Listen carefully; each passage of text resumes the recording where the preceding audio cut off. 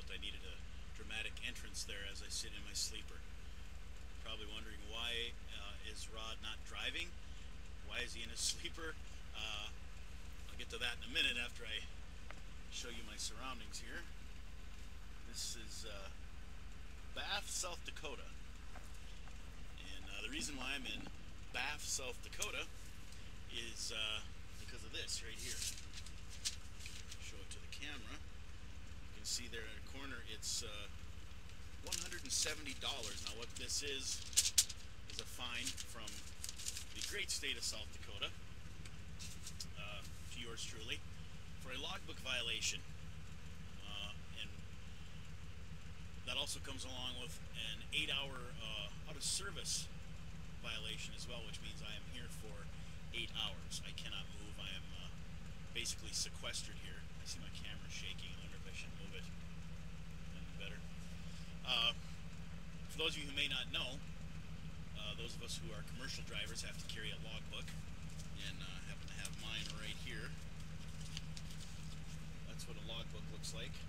This is today's logbook, and what I did wrong was I didn't add properly.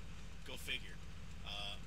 I'm supposed to have 10 hours off, and I only put down 9.5 in my logbook.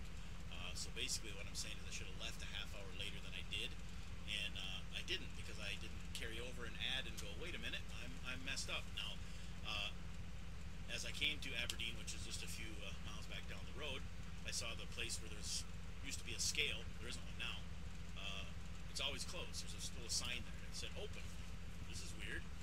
Lo and behold, the South Dakota DOT was in there in their portable van, their little van, and I turned in, as I'm obligated to do, and man jumped up on my truck and said, can I see your bill of lading? Gave him that. Can I see your logbook? Of course, sir. No. I've been driving for a long time, so this has happened to me many times, and I've never had problems. Gave him my logbook, and he looked at it and he said, how long have you been driving a truck? I said, 25 years. Why? Did you know you're a half hour off on your 10 hours? I said, no, I can't be. He said, yeah, look right here. And he showed me, and sure enough, I was a half hour off. So he brought me back to his van, and I sat in there with him as he continued to look through the rest of the stuff, and proceeded to fine me, as you saw, the $170, and tell me I had to be off for 8 hours. Now, I said all this to say that I'm obligated to be here for 8 hours, which means this happened at 2 o'clock. I can actually leave at 10 o'clock tonight, but it'll do me no good to leave at 10, because where I was supposed to load this afternoon and be home by 7 o'clock tonight, I now can't be.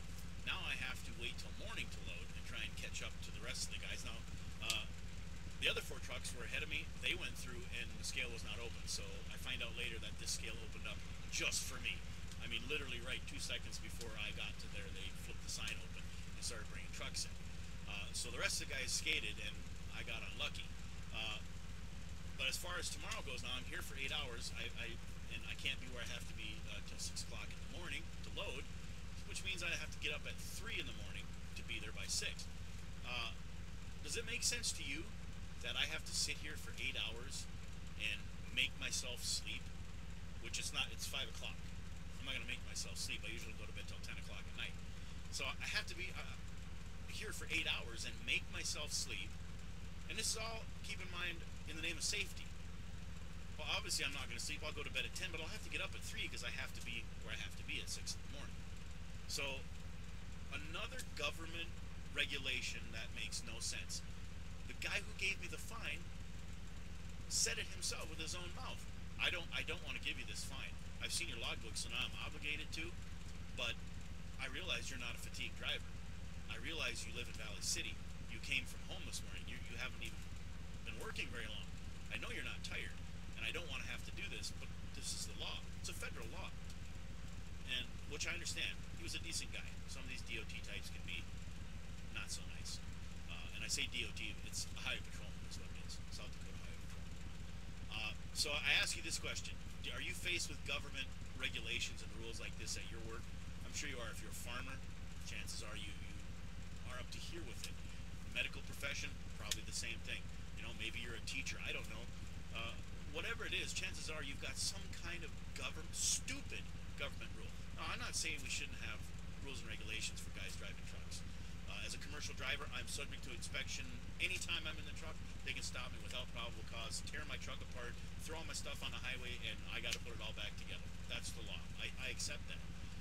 And I accept that there needs to be regulations. But stupid regulations? I think not. I mean, come on. I understand we don't want to have guys, doing meth and driving for 3 days straight. I understand it's a hazard. But now I've become more of a hazard at 3 a.m. than I would have been if he'd just let me go. But he can't let me go. So we're back to this same old story, this old, worn-out, ridiculous story of idiots in Washington who are supposed to be our representatives making laws that none of us should be made to follow because they make no sense. They're stupid. How can a guy in a suit and tie in Washington, D.C. have a clue about what it is to drive a truck? How does that work? How can a guy sitting in Washington have a clue on what it is to farm unless you farm, unless you've driven truck?